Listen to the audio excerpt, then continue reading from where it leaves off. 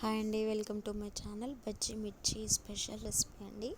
ముందుగా బజ్జీ మిర్చి తీసుకోండి.